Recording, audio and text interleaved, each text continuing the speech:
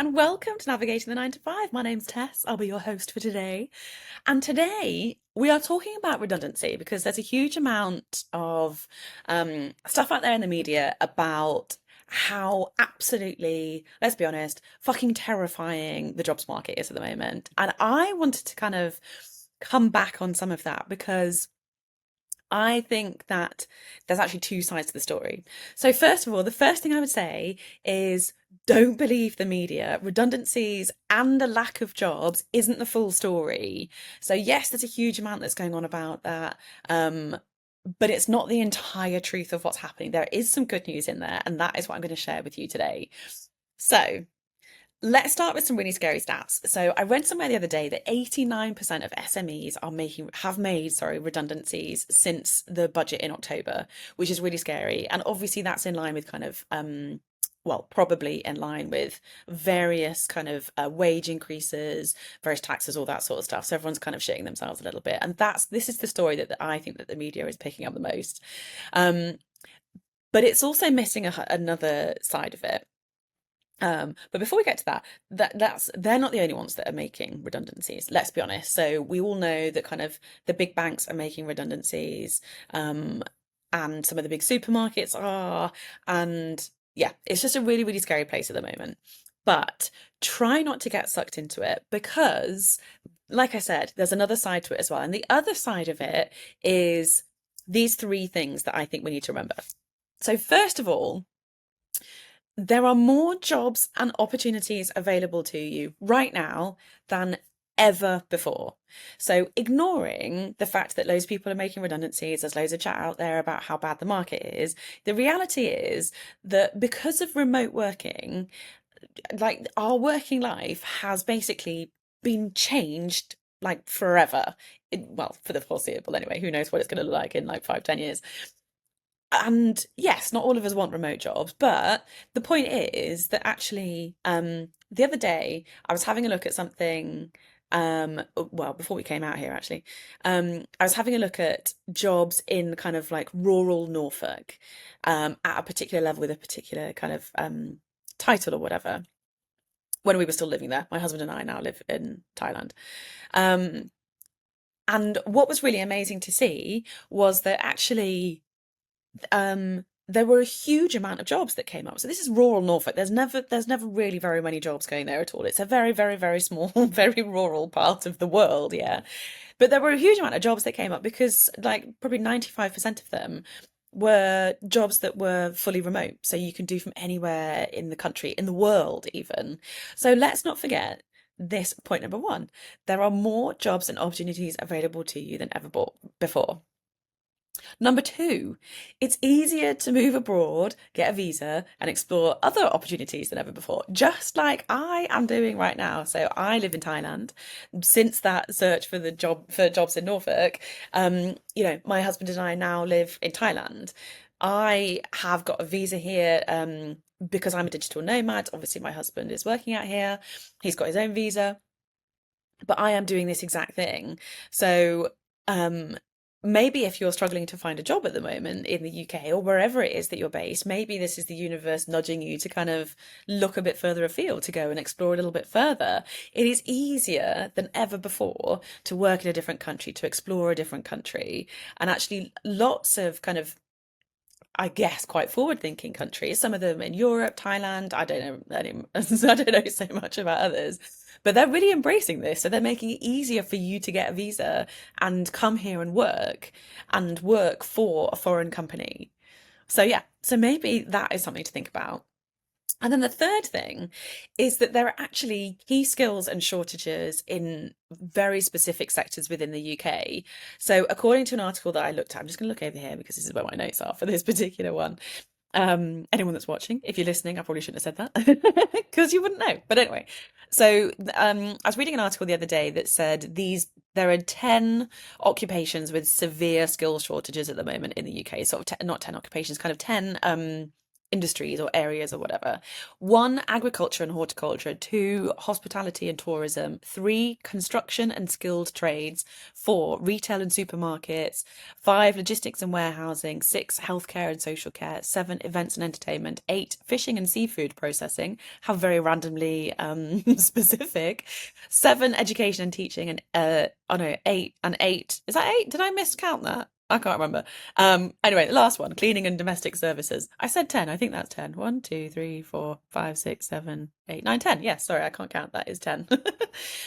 Anyway, point being, there are severe shortages in the UK at the moment for all levels of jobs in those particular sectors. And yes, they might not sound glamorous, but there will be opportunities in there which are. So now that we've discovered that there's more to the story than just the negativity in the media, let's have a look at something else that's happening, because what we perhaps don't realize is that when we're absorbing all these stories on LinkedIn, let's be honest, there's a huge amount of stories there around redundancy and how shit the jobs market is. When we're absorbing all these stories on, I don't know, wherever you get your news, whether it's on your mobile phone or like watching BBC News or whatever it is, it's really difficult to not absorb that feeling, to not kind of get into that mindset. And actually, one of the things that we need to remember is that our mindset is key in this.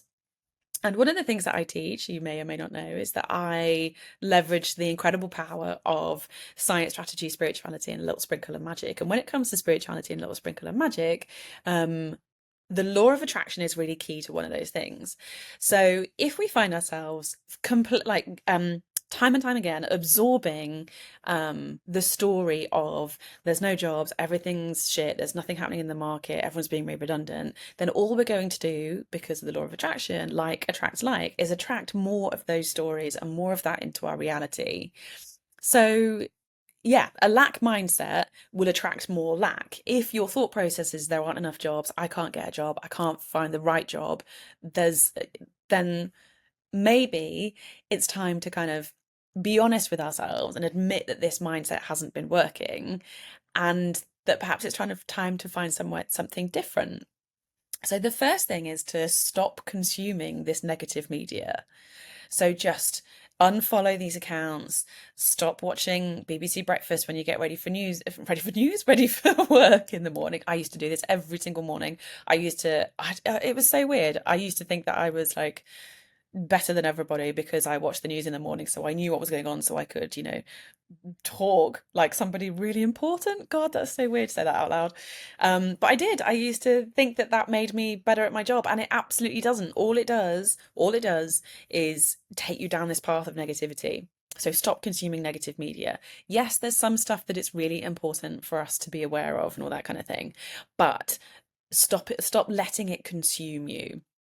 The next thing that we're going to do is we're going to throw gratitude at the situation. So take some time to reflect on the things that you're grateful for within your current role, or within the jobs market itself, or within the way the world works, or to do with your previous job. So this could be anything from kind of the experience that you've gained so far in previous roles, the money that you currently earn, the people that you've met, the mentors that you've had along the way, the tasks and projects that you were involved in, and the things that you learned from doing those things, the skills that you learned. Most of us take these for granted, but take the time to go through what you do every single week. So every single Monday morning, what do? Well, you log onto your laptop, you might check a couple of platforms to see how things are performing, or you might email the team, or you might jump on a Zoom call to say hi, or you might commute into the office, whatever it is, all of those things, someone or somewhere, something else has created that service for you to use to enable you to do all of those things. I mean, oh my God, like when you actually start thinking about all the things there are to be grateful for, it's huge. There are so many things. And then you might want to think about your healthy body, which enables you to actually walk to the train station, perhaps to do the commute to wherever your office is, or enables you to kind of get out of bed in the morning, and your healthy mind, which enables you to think about these things and remember how to get to the office and all these kind of things. The list really, really is endless. So if you want to hack that today, if you're feeling particularly low today, then take a little bit of time to literally write those things down. So go through, get some kind of quiet time, sit quietly, and write down all the things that you're grateful for. I've just given you loads of ideas there. So, once you start, you really probably shouldn't be able to stop when you think about the kind of reality of like all the things that you're doing. And suddenly it will start to feel like that black cloud is shifting. And then you can hack it every morning by rereading that list. That will change your life.